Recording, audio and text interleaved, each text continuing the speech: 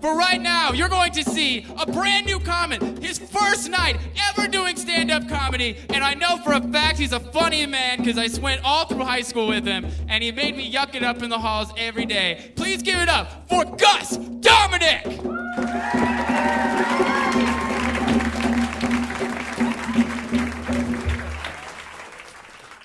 Hey, how's it going? That was quite an introduction there. Pretty wild. Wasn't expecting that. So this is my first time doing comedy, so I'm really excited to be here. Thank you very much. But at the same time, I'm pretty nervous. Like, I gotta be honest. A little nervous coming out here. And they tell you when you're nervous going on stage to just picture the audience naked. You know, just picture them naked, you'll be fine. So I'm gonna give this a shot here tonight. So while I'm trying to picture you guys naked, I'd like you to try to picture me without this boner that's about to pop up. Because goddamn, I seen some good-looking people walking around tonight. Whew. I always thought that was pretty weird advice, though. Because, like, you know, I feel like I'd be a lot more uncomfortable talking to a room full of naked people. But, I don't know. Maybe that's why Superman is always so calm and collect. Because he's just out there, you know, like, X-ray vision, naked. I'm cool. Don't worry about it. I think it'd be really cool if that every pharmaceutical drug, like, only came in ointment form, and just you had to apply it to your balls. You know, so like you just have a cold and you have to rub ointment on your balls, like, whew, make being sick a little bit more fun, I think. I might call into the office, oh, sorry, boss, I'm kind of horny today, I gotta stay home. So I'm pretty sure this is an all-ages show. So I'm gonna talk about something that everyone can relate to. So let's talk about blackout drinking real quick. It's one of my favorite hobbies, but I don't really remember the last time that I did it. I used to play soccer too. Drinking's not my only hobby, but I used to play soccer, and my coach would always tell us after we ran the 2 mile, if you've ever played soccer, ran a 2 mile, you know it sucks. But he'd tell you, if you don't feel like throwing up afterwards, then you're not doing it right. And I was, all right, thanks, coach, you know. But now I'm not actually playing soccer anymore. So I've tried to apply his advice to other things in my life, like my drinking. Of course, you always get those kids, too, who are just like, yeah, man, I don't black out. You know, like all smug and shit, like they're better than me. Like, yeah, I don't black out. And I'm like, look, man, if you're not blacking out, you're just not trying hard enough. If you don't feel like throwing up after, you're not doing it right. So I don't know if you guys can tell in the back there, due to parallax error. You're welcome, physics majors, if you're in the audience. But I'm a pretty short guy. But I don't want any of the ladies to worry, you know. I want to reassure you that I'm big where it counts, you know. In my heart. Oh. But, like, sometimes I really wish I was taller a lot, you know.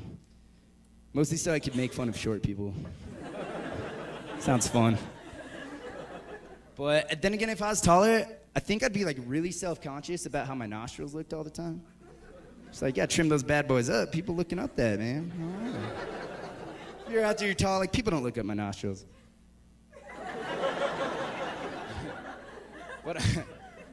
And like, some of my friends are really cool about it, too. They're like, dude, you're not that small, you know? Like, you're not. Like, this is how I know I'm small, though. I was shopping the other day for new blazer, because, you know, like, gotta look fresh to make bucks, you know? And I'm in the store, and the clerk's like, why don't you go try shopping in the little kids section? I was like, what? Because every size they had was still too big for me, like the smallest size. It's just demoralizing. But so I went to this other store. I was like, fuck you, man. I'm not doing that. So I went to this other store, and it's this big, tall salesman. He comes up. He's like, oh, hey there, big guy.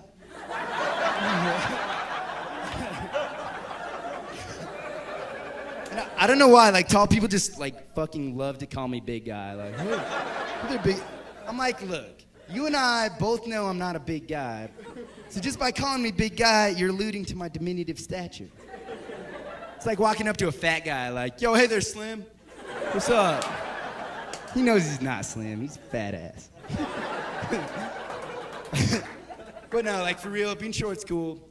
I know a lot of other people out there in the world are short, and, you know, I mean, a bunch of Asians and whatever. We do our thing, and we know our place in the world. But There are, like, I don't mind, I'm cool, I'm a short guy, whatever, but there's some definite disadvantages. Like, for one, at concerts, somehow I just always end up behind, like, the biggest, tallest, hairiest, sweatiest, shirtless dude in, like, the whole place. You know, I paid $40 for this.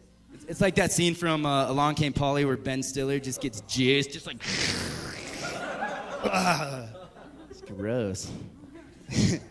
But even worse than that for me is like trying to dance with girls at the club, you know? Before I go any further, let me just say, for every short guy who's ever lived, fuck high heels. You know? It's like, let's say, you know, tall girls already, they just looking over me, so I'm like, whatever, forget you. But even a girl my height, she's wearing heels, she's already taller than me. See, I'm trying to get my grind on. I'm like, oh, what's up, baby? He's like, yeah. But like, her ass is up here. Oh, what's up? Until meanwhile, like, I'm just trying to like stand on my tippy toes, like achieve any sort of like state of equilibrium. I'm like, oh, what's going on, babe? And like my calves are cramping up by the end of the night. Like, fuck it. You know? Meanwhile, too, I'm like freaking myself out. Like, oh my God, like this is not fun for her because like this isn't really turning me on at all. But freaking out, like, oh, she's gonna walk away. I screwed it up. Oh shit. And I'm like, whoa, Gus, calm down, dude. Just picture her naked. You're gonna be fine. So that usually doesn't work out.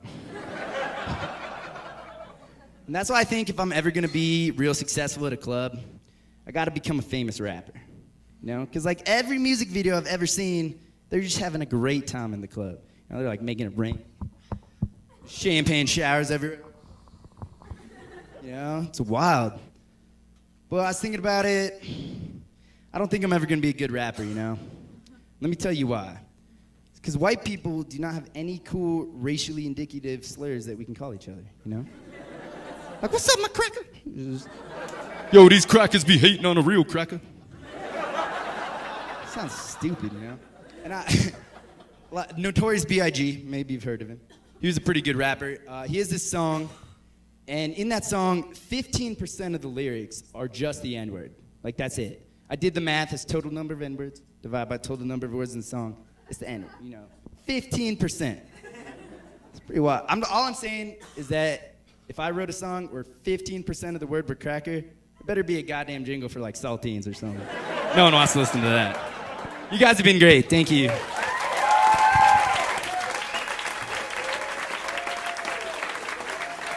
Give it up for Gus Domenick, everybody!